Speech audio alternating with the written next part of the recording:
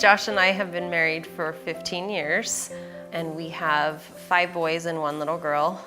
And after each boy, after the first boy and the second boy, and Jamie's like, we gotta have a girl, we've gotta have a girl. So, all right, we can try again. So we have another boy, and so then we had 3, and she's like, please, 1 more. And I'm like, okay, we'll go 1 more. So we had, and it was another boy, and she cried for a little bit. And when we found out we were pregnant with the little girl, we were very, very excited. From the very beginning, Kaisi just always had our hearts. She was full of energy. She loved to, she did dancing for a couple years, and then she did cheerleading. She was super smart. Her teacher would tell us all the time how well she was doing in school, and she loved to learn. Every morning she'd ask if it was school day. She loved to learn, and which is one of the reasons we knew that when she got sick, that she had to be really sick, because it was a Monday, and she says, I don't want to go to school today. I don't feel good to go to school. And we realized, oh, that's unusual. We thought that she had a stomach flu, and so she didn't ever ask for water. She didn't, because we just gave it to her. We just kept giving her a Sprite or water and just kept it full for her. I finally took her into our family doctor here in town. Her brother had also stayed home from school on that Wednesday, so I ended up taking him to the doctor too. And he looked her over, kind of, asked what her signs and symptoms were, and Daxton had complained of a sore throat. And he looked at Daxton's throat, and he's like, you know what? He's got strep throat. So he diagnosed them both with strep throat and gave us antibiotics for both of them. And I remember leaving that day and telling Josh, I'm like, it's so weird because she's complained of a lot of things, but not a sore throat. I remember I was at work, and Jamie called and says, Daxton's already back to school. She seems to be doing worse. And I said, well, you need to give it more time, and because she had just started the antibiotic. I got home late that night, and I remember she was just sleeping. And so I sat her up and I put her at the table there, and I'm like, please, Kaisi, and I got her a bowl of cereal. And I'm like, please eat this, and she just wouldn't. And so I got and I looked in her mouth, and her mouth was full, and it was green. And so I called the dentist, and why is it green? Well, did she start an antibiotic recently? Yeah, she did. Okay, and then I got her in for the bath, and that's when I noticed that she'd lost a lot of weight. So when I take her shirt off to get her in the bath, I'm like, my goodness, she's just skin and bones. That night she threw up probably 6 or 7 times. I kind of started, this is something different. And so I said, Jamie, first thing in the morning you get in there, and you just go right to their office and just say, you're seeing us, I don't care. And that was when he just, he looked in her mouth and he says, it's not strep throat. He gave me a few options. He's like, well, you give it another day. He's like, you could go put her in the hospital and get her hydrated, or you could go to the ER. I just said to him, I'm like, she's just so sick. Like, I'm not gonna do this 1 more day. And so we were literally like packing her into the ER at this point because she just had no energy. They called us back and they sat us down, and I started to tell them, this is what happened, this is where we're at. And it clicked to me as I was telling the doctor what the signs were. I'm like, oh my gosh, it's diabetes, it's type 1 diabetes. And he said the same thing. Yeah, he knew right away. He said, I think it's type 1.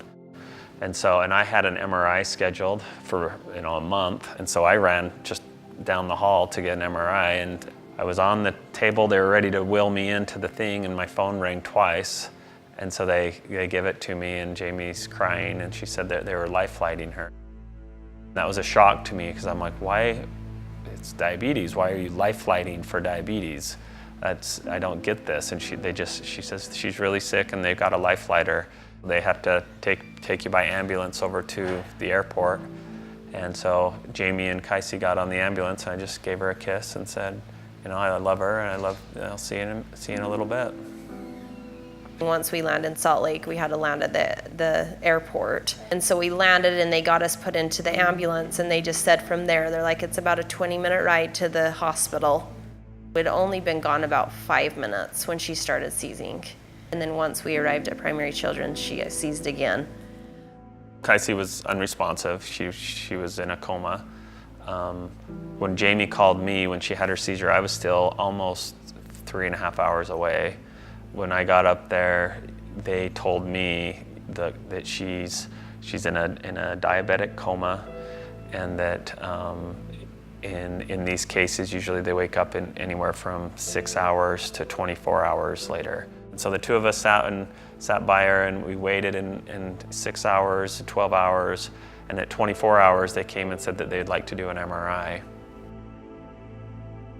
The neurologist just pulled up the MRI, and he said that this was horrible. It was just the worst news, is that she had suffered a brain herniation into her brain stem.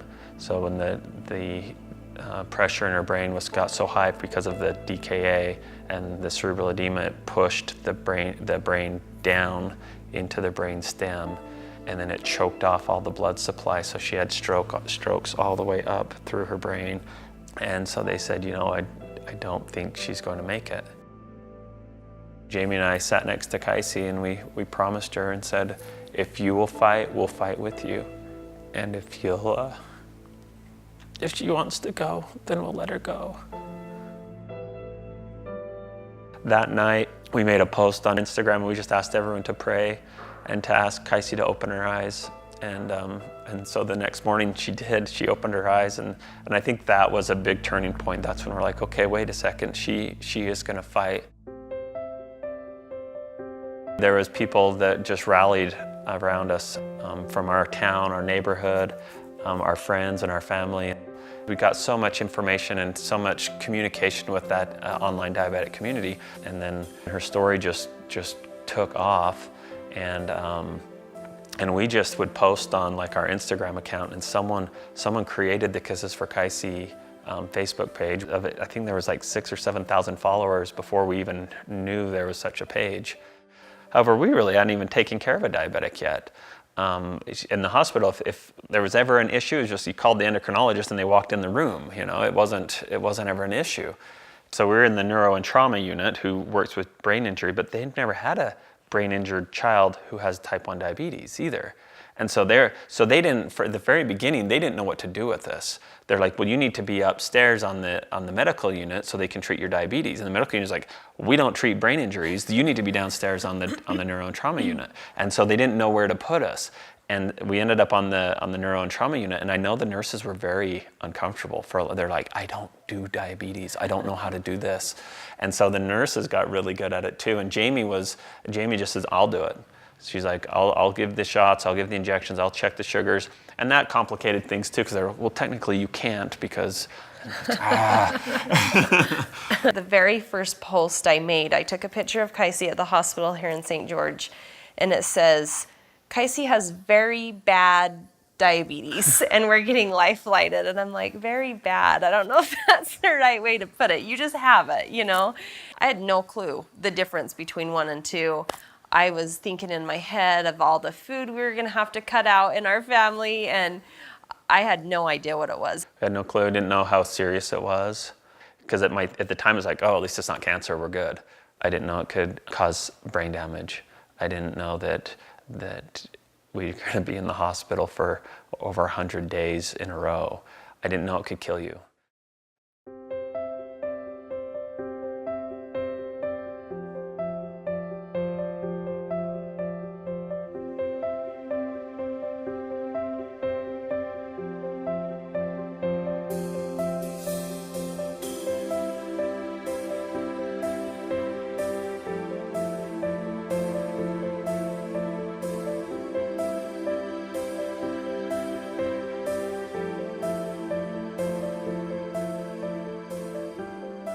She's just a fighter. Like, she has shown us for all these months what a fighter she is, and now she's shown us yet again. On that Friday night, it was just the two of us. We got her settled in for bed, and I had her little pulse off on her finger watching it, and it just kept dropping. It just kept getting lower, and I'm like, what is going on? And so he picked her up in his lap and was holding her, and he's looking at it, and he's like, Jane, we need to go to the hospital. It's low enough.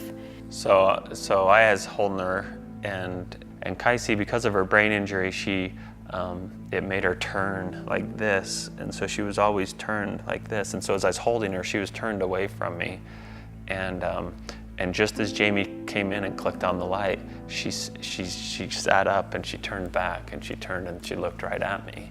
I just knew that she was going.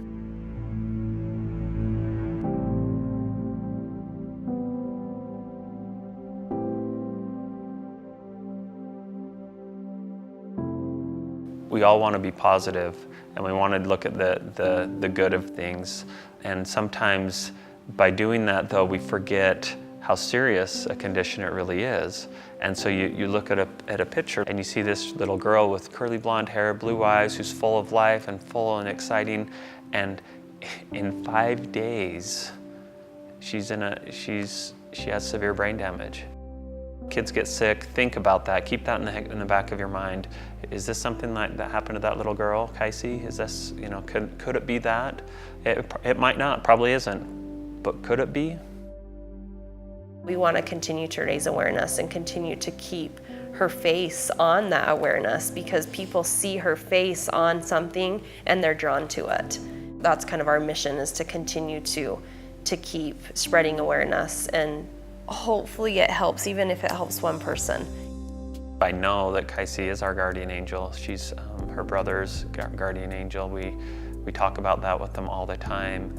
We've got a lot of posts and messages and emails from people from around Utah and around the United States and even around the world that talk about that they feel like Casey's their guardian angel. I can see Casey with all these little kids that have diabetes, and even adolescents and even adults that have type 1 diabetes, and that she was so positive, and you can just see her.